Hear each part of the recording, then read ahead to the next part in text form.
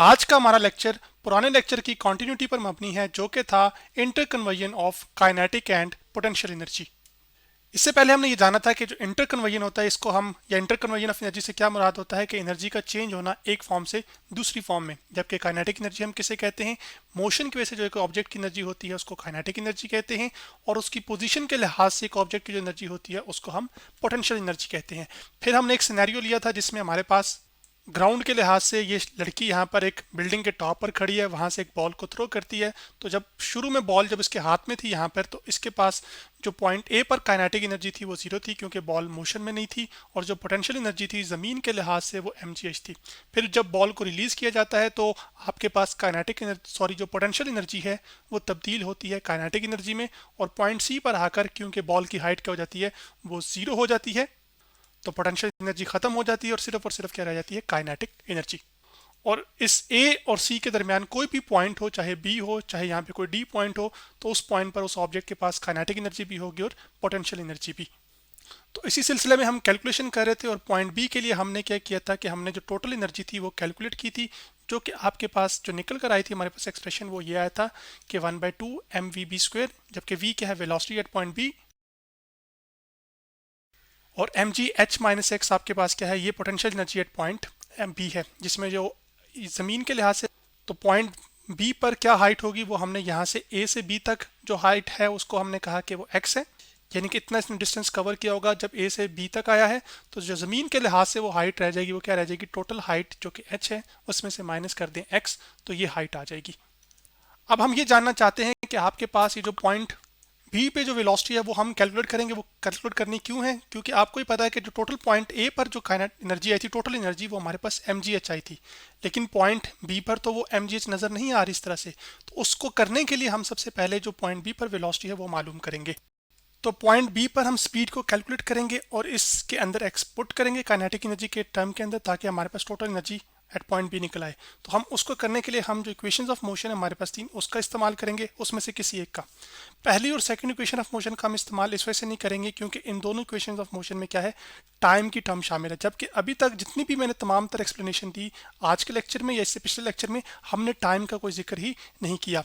तो फिर एक ऑब्जेक्ट की स्पीड क्या होगी वो हम किससे निकालेंगे, थर्ड इक्वेशन ऑफ मोशन से। तो अब मैं आपके सामने ये थर्ड इक्वेशन ऑफ मोशन यहाँ से कॉपी कर लेता हूँ। तो थर्ड इक्वेशन ऑफ मोशन को मैं यहाँ से कॉपी करके आपके पास, अब मैं यहाँ पर ये है कि आपके लिए ये इक्वेशन सामने ले आया हूँ। अब आपके पास इनिशियल जब पॉइंट ए पे आपने बॉल को ड्रॉप किया था तो इनिशियल वेलोसिटी उसकी कितनी थी, वो तो जीरो थी ना। तो मैं क्या कर लूँगा कि आपके पास इनिशियल वेलोसिटी को वी आई को कर लूँगा यहाँ पर वो ज़ीरो है, क्योंकि पॉइंट ए पर हमारे पास बॉल क्या था, वो रेस्ट पर था ना, और इससे ड्रॉप किया गया ना। तो जब ये बॉल ड्रॉप हुआ तो इसकी जो मोशन है वो आपके पास क्या होगी, फ्री फॉल, और फ्री फॉल जब मोशन होती है तो एक्सेलरेशन जो कांस्टेंट होती है उसकी इक्वेशंस ऑफ मोशन का हम ही इस्तेमाल कर सकते हैं, तो उसी का मैं इस्तेमाल कर रहा हूँ। जबकि यहाँ पर आपके पास ए जो है वो किससे रिप्लेस हो जाएगा, एक्सेलरेशन ड्यू टू ग्रेविटी से, जो कि मैं यहाँ पे जी लिख देता हूँ। जबकि जो वी एफ है वो आपके पास रिप्लेस हो जाएगा जो वेलोसिटी है उस ऑब्जेक्ट की एट पॉइंट बी। तो मैं लिख लेता हूँ यहाँ पे वी एफ की जगह हमारे पास क्या आ जाएगा, वी बी, क्योंकि हम वेलोसिटी ऑब्जेक्ट की मालूम करना चाह रहे हैं किस पॉइंट पर, बी पर। जबकि जो डिस्टेंस उसने कवर किया होगा पॉइंट बी तक वो कितना है, वो आपके पास ए से लेकर बी तक का जो फासला उसने तय किया वो क्या है, वो एक्स। तो हमारे पास इस थर्ड इक्वेशन ऑफ मोशन में जो कि आपके पास एस है वो किससे रिप्लेस हो जाएगा, तो एस यहाँ पे मैं लिखूंगा और वो किसके इक्वल होगा, एक्स के। तो अब हम आगे बढ़ते हैं, तो इक्वेशन के अंदर सब्स्टिट्यूशन करते हैं, तो टू ए की जगह आ जाएगा आपके पास एक्सेलरेशन ड्यू टू ग्रेविटी जो कि जी है, फिर डिस्टेंस एस की जगह क्या आ जाएगा आपके पास एक्स, और वी एफ का स्क्वायर क्या आ जाएगा, वो आपके पास आ जाएगा वी बी का स्क्वायर, जो कि मैंने यहाँ पर लिख दिया। अब आपके पास ये वी बी का स्क्वायर आ गया, तो हमने इसी वी बी स्क्वायर की वैल्यू क्या पुट करनी है, total energy eight point B के एक्सप्रेशन में। तो उसको करने के लिए अब हम क्या करेंगे कि total energy eight point B लिखूंगा, जो कि मैंने यहाँ पर लिख दी है, फिर वो बराबर होगी आपके पास 1/2, और उसके बाद m आ जाएगा, जबकि जो वी बी स्क्वायर है उसकी वैल्यू हमारे पास कितनी आई है, 2gx। तो मैं पुट कर दूंगा आपके पास यहाँ पे ब्रैकेट में 2 एक्सेलरेशन ड्यू टू ग्रेविटी जो कि जिसकी वैल्यू 9.8 होती है मीटर पर सेकंड स्क्वायर, और साथ x प्लस आ जाएगा आपके पास mg, और यहाँ पर आ जाएगा ब्रैकेट में फिर आपके पास h-x। तो यहाँ पे मैं ये कर दिया। अब इसके बाद हमने सिंप्लीफिकेशन करनी है। तो सिंप्लीफिकेशन करने के लिए आपके पास ये जो 2 है ये 2 के फैक्टर से कैंसिल आउट हो जाएगा। तो जो टोटल एनर्जी है एट पॉइंट बी वो किसके इक्वल आ जाएगी, वो आपके पास आ जाएगी mgx के, जो कि मैंने यहाँ पे लिख दिया है। उसके बाद फिर आपके पास ये h से मल्टीप्लाई होगा तो क्या आ जाएगा प्लस mgh, जो कि मैंने यहाँ पे लिख दिया है, और साथ माइनस, प्लस माइनस क्या होता है माइनस, और साथ आ जाएगा mgx। तो अब आपके पास यहाँ पर ये पॉजिटिव mgx नेगेटिव mgx के साथ कैंसिल आउट हो जाएगा। तो जब ये कैंसिल आउट हो जाएगा तो आपके पास जो total energy eight point B है वो वही आ जाएगी जो आपके पास पॉइंट ए पर थी, जो कि कितनी थी mgx ही थी, जो कि मैं यहाँ पे लिख रहा हूँ। सॉरी मुझसे गलत अल्फाज अदा हो गए, mgh। तो total energy eight point A भी क्या थी, वो mgh थी, जो कि मैं यहाँ पर आपको दिखा भी देता हूँ जैसे कि यहाँ पर, और यही एनर्जी निकल कर आई हमारे पास बी पॉइंट पर भी, जो कि mgh है। तो इसका मतलब है काइनेट जो पोटेंशियल एनर्जी है पॉइंट ए पर वो ज़रूर तब्दील हो रही है काइनेटिक में, और पॉइंट बी पर काइनेटिक एनर्जी भी मौजूद है और पोटेंशियल एनर्जी भी मौजूद है, लेकिन जो टोटल एनर्जी है वो आपके पास अभी भी mgh ही है। तो मैं यहाँ पे इसको लिख भी लेता हूँ, पोटेंशियल एनर्जी के लिए मैं लिख लेता हूँ वो क्या थी mgh माइनस x, जो कि मैंने लिख दिया। ये पॉइंट बी की कैलकुलेशन थी। अब जब बॉल ज़मीन को हिट करने लगेगी तो उसके लिए भी हम क्या करेंगे, टोटल एनर्जी को कैलकुलेट करेंगे, और उससे ये साबित होगा कि आपके पास जो सारी की सारी kinetic energy, sorry potential energy थी शुरू में, वो तब्दील हो जाएगी काइनेटिक एनर्जी में, लेकिन टोटल एनर्जी पॉइंट सी पर भी वही होगी जो बी पर थी या फिर ए पर थी। और ये जो टोटल एनर्जी का कांस्टेंट रहना है इसी को हम law of conservation of energy कहते हैं, यानी कि एनर्जी आपके पास एक फॉर्म से दूसरी फॉर्म में तो तब्दील हो जाती है, लेकिन उसको ना ही आप क्रिएट कर सकते हैं ना ही डिस्ट्रॉय कर सकते हैं। तो अब हमने क्या करना है कि कैलकुलेशन करनी है total energy eight point C के लिए। तो अब आपके पास जब हमारे पास ये जो बॉल है या जो ऑब्जेक्ट है, चलें इसको मैं कॉपी कर लेता हूँ। तो यहाँ पर आपके पास ये हमारा पॉइंट सी है ना, तो जो पॉइंट सी है इस पर जो हाइट होगी ज़मीन के लिहाज से वो तो क्या होगी, वो तो ज़ीरो होगी। तो जब हाइट ज़ीरो होगी तो पॉइंट सी पर जो पोटेंशियल एनर्जी है हमारे पास ऑब्जेक्ट की वो कितनी हो जाएगी, वो आपके पास आ जाएगी पी डॉट ई, वो आपके पास इक्वल आ जाएगा यहाँ पर किसके, ज़ीरो के। क्यों ज़ीरो हो जाएगी, क्योंकि आपके पास जो हाइट ऑफ द ऑब्जेक्ट है वो क्या है, वो ज़ीरो हो चुकी है। तो जब हाइट ऑब्जेक्ट की ज़मीन के लिहाज से ज़ीरो, तो उसकी जो पोटेंशियल एनर्जी है जिसको हम ग्रेविटेशनल पोटेंशियल एनर्जी भी यहाँ पर कह सकते हैं, वो हाइट ज़ीरो होने की वजह से ज़ीरो होगी। अब पॉइंट बी से जब बॉल पॉइंट सी की तरफ आ रहा होगा तो पोटेंशियल एनर्जी लूज होती जा रही होगी और काइनेटिक एनर्जी गेन होती जा रही होगी। तो अब हम जो kinetic energy eight point C है उसको कैलकुलेट करेंगे। तो उसको करने के लिए हमारे पास क्या आ जाएगा, वो आपके पास आ जाएगा 1/2, यानी कि हाफ आ गया यहाँ पर 1/2, फिर उसका मैस तो तब्दील नहीं हुआ तो वो m ही आ जाएगा। जबकि पॉइंट सी पर उस ऑब्जेक्ट की जो स्पीड होगी उसको हम कह लेते हैं, या वेलोसिटी होगी उसको हम vc कह लेते हैं। वेलोसिटी की डायरेक्शन होती है जबकि स्पीड की कोई डायरेक्शन नहीं होती, बाकी ये एक ही है कि कितनी आपके पास वेलोसिटी क्या है, कितनी डिस्प्लेसमेंट कवर हुई कितने टाइम में, जबकि स्पीड क्या है, कितना टोटल डिस्टेंस कवर हुआ है कितने टाइम में। तो अब हमारे पास काइनेटिक एनर्जी का भी एक्सप्रेशन आ गया और पोटेंशियल एनर्जी का भी आ गया। तो जो total energy eight point C होगी वो आपके पास काइनेटिक और पोटेंशियल का क्या होगा, वो तो सम होगा।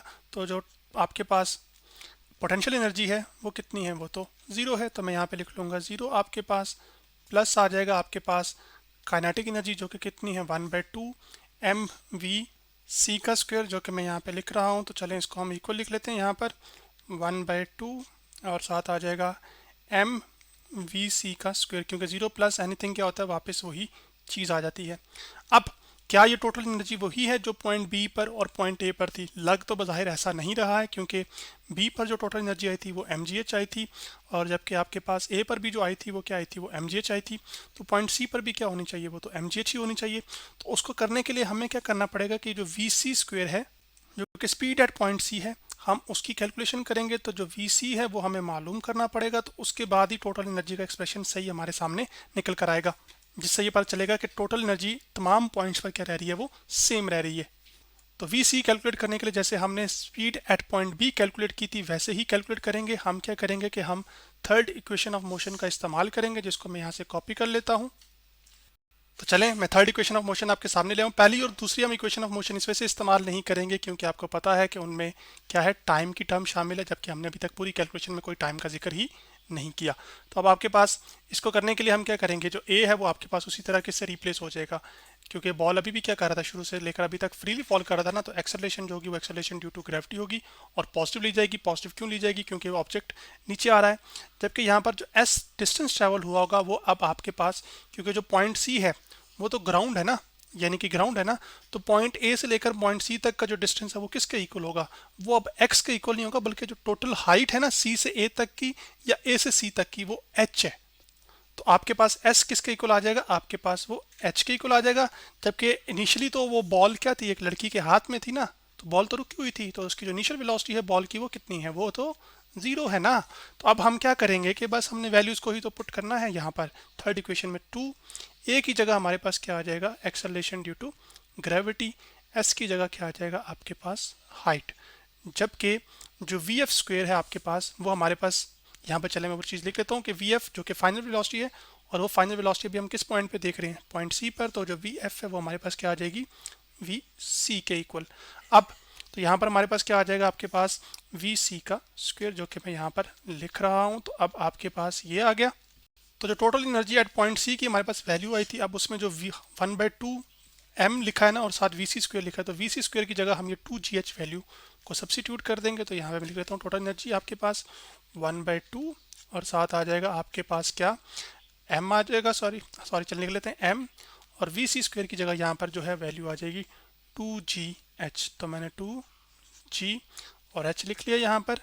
जबकि ये जो 2 का फैक्टर है ये 2 से कैंसिल आउट हो जाएगा, तो m मल्टीप्लाई हो जाएगा GH के साथ, तो क्या आ जाएगा mgh। और ये जो mgh है ये क्या है, ये तो पोटेंशियल एनर्जी ही होती है, और ये वही एनर्जी है आपके पास जो पॉइंट ए पर भी थी, ठीक है। उसके बाद पॉइंट बी पर भी टोटल एनर्जी यही थी और पॉइंट सी पर भी टोटल एनर्जी यही थी। इसका मतलब है कि जो टोटल एनर्जी है थ्रू आउट द मोशन वो सेम रही होगी, लेकिन इन बिटवीन द मोशन, यानी कि पॉइंट ए से लेकर सी तक जो बॉल मोशन कर रहा है उसमें जो पोटेंशियल एनर्जी है वो लूज हो रही होगी, काइनेटिक एनर्जी बढ़ रही होगी। इसके बरक्स आपके जहन में एक सवाल आ सकता है कि हम तो बॉल को ऊपर से नीचे फेंकें, अगर नीचे से ऊपर फेंकें तो फिर क्या होगा। उस चीज़ को सिर्फ समझाने के लिए मैं आपको एक एनिमेशन दिखा रहा हूँ जो कि मैंने fed.colorado.edu की वेबसाइट से ली है। तो फॉर एग्जांपल यहाँ पे आपके पास कोई लॉन्चर है, इस लॉन्चर से मैं बॉल वर्टिकली ऊपर की तरफ लॉन्च करता हूँ और बॉल नीचे की तरफ आती है। तो बॉल खुद ब खुद तो ऊपर नहीं जाएगी ना, आपने शुरू में क्या दी होगी, उसको रफ्तार दी होगी। जैसे यहाँ पर इस बॉल को क्या किया जा रहा है, वो रफ्तार दी जा रही है। तो बॉल क्या कर रही है, रफ्तार हासिल करने से वो क्या कर रही है, वो आपके पास हाइट गेन कर रही है ना। तो वो उसकी मोशन की वजह से जो एनर्जी है अब वो किस में तब्दील होना शुरू हो जाएगी, आपके पास पोटेंशियल एनर्जी में। और मैक्सिमम जहाँ तक ये ऊंची जाएगी उस पॉइंट पर जाकर आपके पास सारी की सारी जो एनर्जी होगी वो पोटेंशियल होगी, और काइनेटिक एनर्जी उसकी क्या हो जाएगी, खत्म या जीरो के इक्वल होगी।